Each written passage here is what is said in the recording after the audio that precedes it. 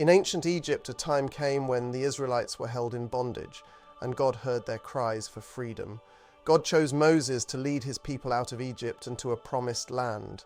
But Pharaoh, the Egyptian ruler, hardened his heart and refused to let the Israelites go.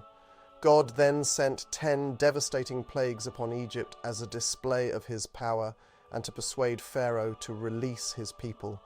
Each plague was a challenge to one of the Egyptian gods, showing their powerlessness against the God of Israel. The first plague turned the Nile River into blood. Fish died, and the Egyptians couldn't drink the foul water. Despite this, Pharaoh's heart remained unmoved. Then came frogs, covering the land. They were in the Egyptians' homes, beds, and even their ovens.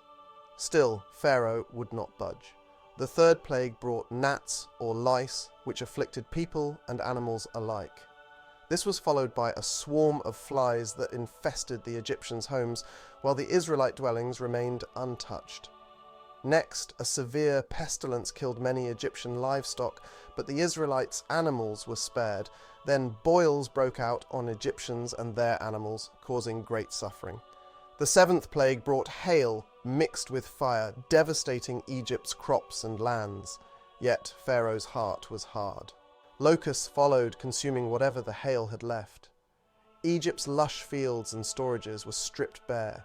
Then darkness covered Egypt for 3 days, a darkness so thick it could be felt. But in the land of Goshen, where the Israelites lived, there was light.